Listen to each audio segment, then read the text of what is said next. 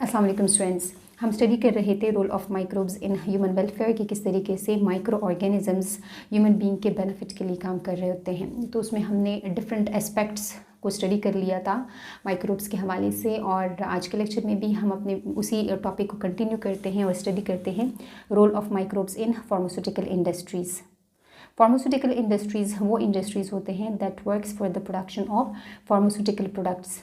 मतलब ये डिफरेंट तरह के मेडिसिन प्रिपेयर कर रहे होते हैं, टैबलेट्स की फॉर्म में या सिरप्स की फॉर्म में, विटामिन्स बनाते हैं, antibodies, vaccines or any other product used for medical condition. तो डिफरेंट तरह की मेडिकल कंडीशंस के लिए यूज़ होने वाले प्रोडक्ट्स को बनाना इन्हीं फार्मास्यूटिकल इंडस्ट्रीज़ का काम होता है। Many of these compounds like insulin, penicillin, monoclonal antibodies, cyclosporine, etc. are being derived from various kinds of microorganisms। तो ये फार्मास्यूटिकल इंडस्ट्रीज़ भी अपने डिफरेंट तरह के प्रोडक्ट्स को ऑब्टेन करने के लिए डिफरेंट माइक्रो ऑर्गेनिजम्स का यूज़ कर रहे होते हैं, which are grown in bioreactors. तो इनको ग्रो करवाया जाता है बायोरिएक्टर्स में। बायोरिएक्टर्स क्या होते हैं?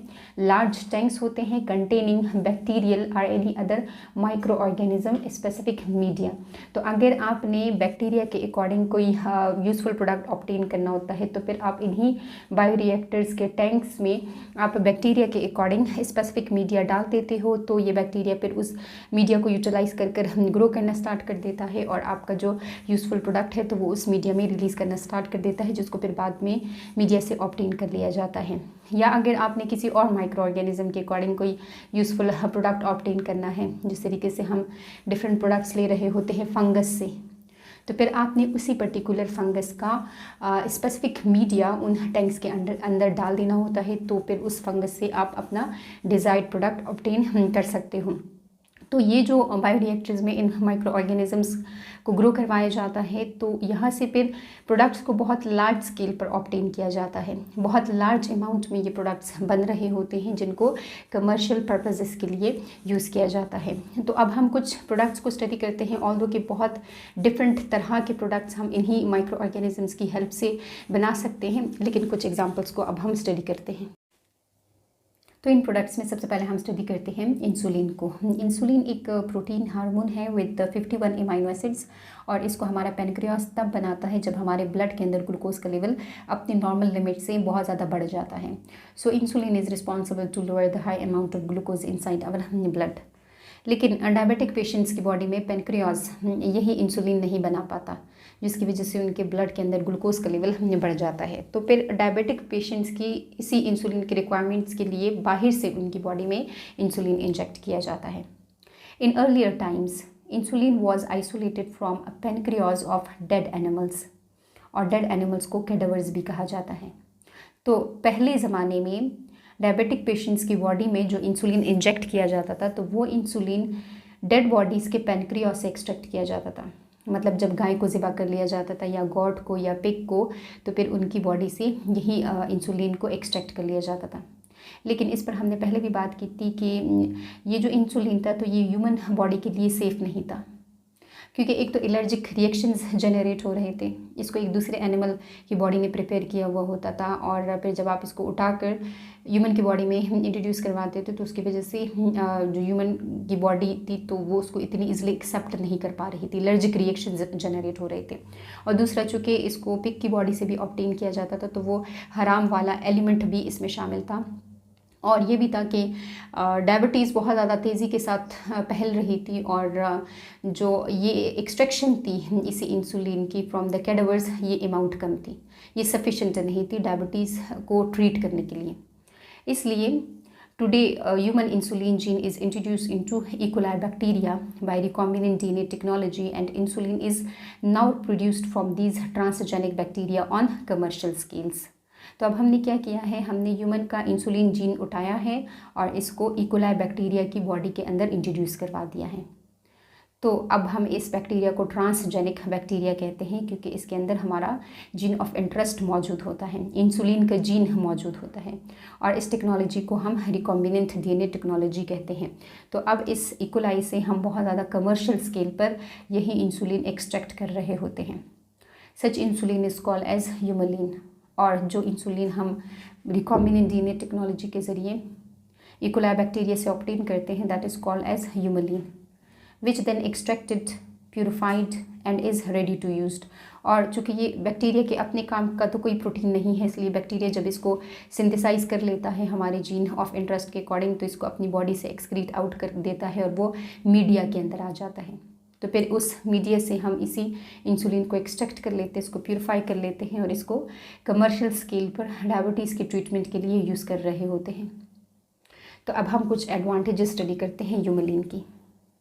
It is chemically identical to the human insulin, क्योंकि ये प्योरली हमारी ही जीन के अकॉर्डिंग बना हुआ होता है, तो इसका जो केमिकल स्ट्रक्चर है तो वो आइडेंटिकल होता है, ह्यूमन के इंसुलिन ही की तरह इसकी केमिकल नेचर होती है। It can be made available in unlimited quantities, इसकी अमाउंट बहुत ज़्यादा लार्ज होती है जो हम प्रोडक्ट ले रहे होते हैं रिकॉम्बिनेंट डीएनए टेक्नोलॉजी के ज़रिए, क्योंकि हमने चेंजेस जस्ट एक ही बैक्टीरिया के अंदर की हुई होती है, हमने जस्ट एक ही इकोलाई को ट्रांसजेनिक बनाया हुआ होता है। और ये जो बैक्टीरिया है इसका रेप्लिकेशन पावर बहुत ज़्यादा फास्ट है, जल्दी जल्दी से ये अपनी जनरेशन्स बना देता है। तो जो बाकी जनरेशन्स बनती है इसी इकोलाई की, तो उनके पास भी हमारा जीन ऑफ इंटरेस्ट चला जाता है। तो फिर बहुत ज़्यादा जनरेशन्स ऑफ बैक्टीरिया हमारे लिए यही इंसुलिन हम प्रोड्यूस कर रही होती है, तो कम टाइम में हमारे पास बहुत ज़्यादा इंसुलिन आ जाता है अनलिमिटेड क्वांटिटीज़ में।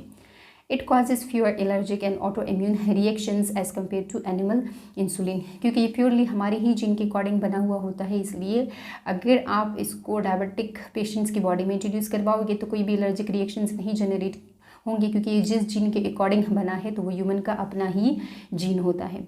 It is less expensive as compare to animal insulin, क्योंकि जनरेशन पावर ज़्यादा है, जल्दी जल्दी रेप्लिकेट कर जाता है बैक्टीरिया, तो इसलिए लार्ज क्वांटिटी में भी ऑब्टेन हो रहा होता है और इसका एक्सपेंस, इस पे जो कॉस्ट आती है तो वो भी इतनी ज़्यादा नहीं आती है as compare to that insulin which were obtain from cadavers. तो ये हमने स्टडी किया इंसुलिन के बारे में, हमने स्टडी किया ह्यूमलिन के बारे में।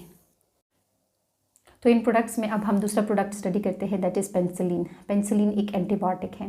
एंटीबायोटिक किसको बोलते हैं? It is a chemical substance which can stop the growth of pathogenic micro organisms, यानी कि बैक्टीरिया या फंजाई।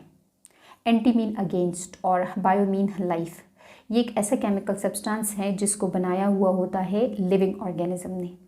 किसके खिलाफ? किसी लिविंग ऑर्गेनिज्म के खिलाफ, और वो लिविंग ऑर्गेनिज्म होता है कोई pathogenic micro organism.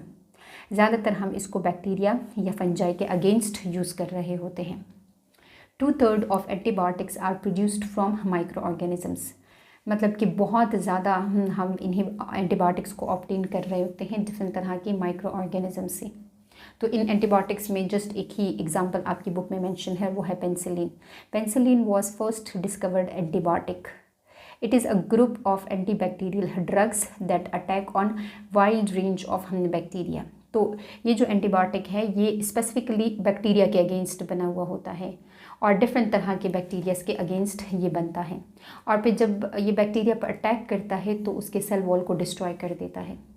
It is produced from fungus, Penicillium chrysogenum and other related species. तो बनाया होता है इसको फंगस ने और ये डिस्ट्रॉय कर रहा होता है बैक्टीरिया के सेल वॉल को।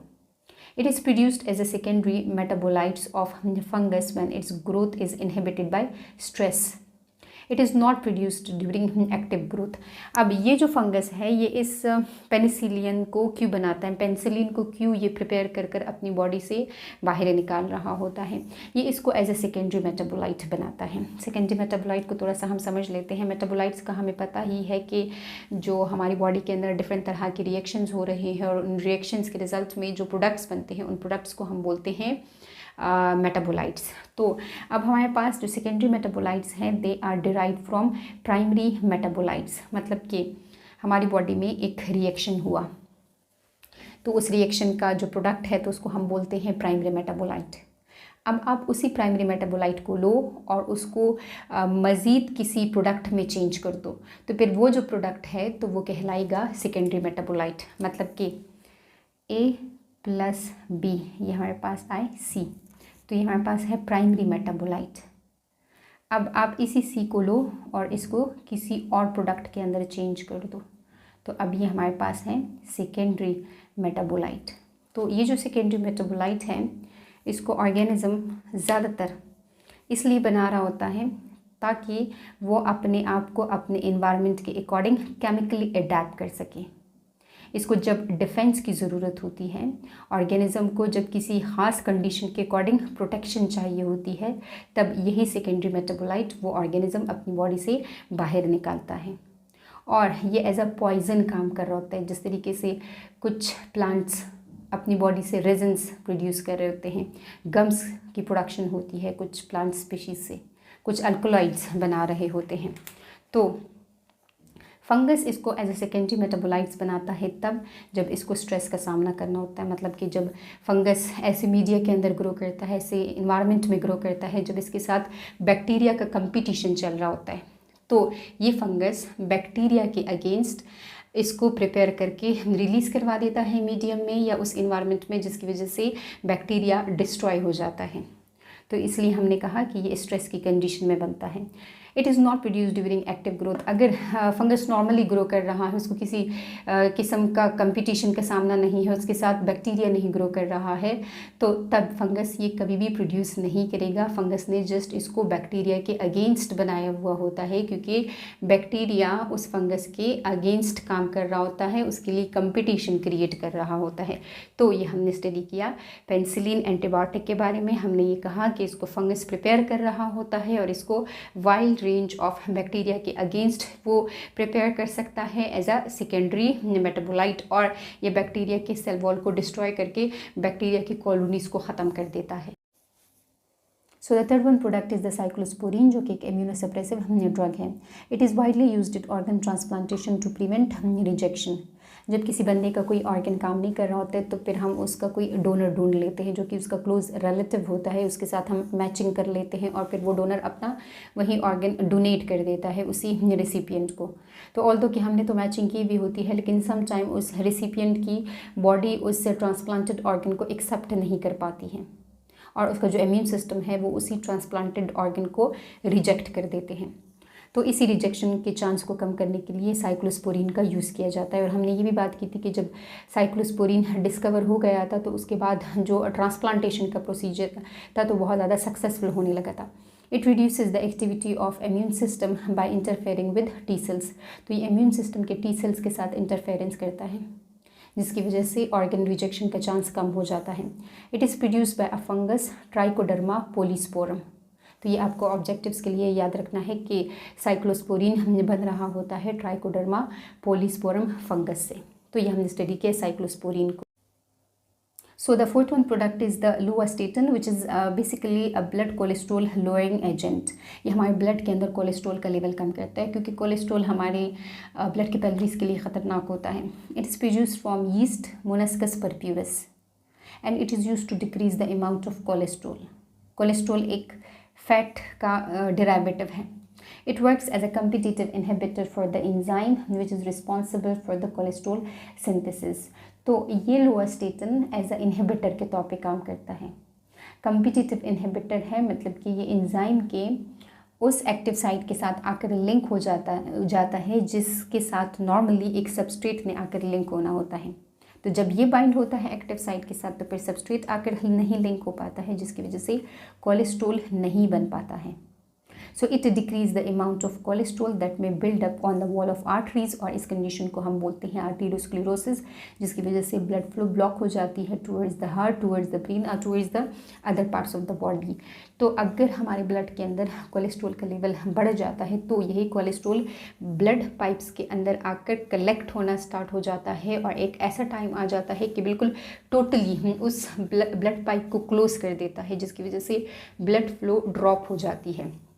तो डिफरेंट ऑर्गन्स की तरफ जब ब्लड नहीं पहुंचता है तो उसकी वजह से डेथ कॉज हो सकती है। तो ये हमने स्टडी किया लुआस्टेटिन के बारे में कि ये ब्लड कोलेस्ट्रॉल लेवल को ड्रॉप कर रहा होता है, उसको कम कर रहा होता है, एज अ कम्पिटिटिव इनहिबिटर के तौर पे काम कर रहा होता है। और ये हम यीस्ट यानी कि मोलस्कस परप्यूरस से बना रहे होते हैं।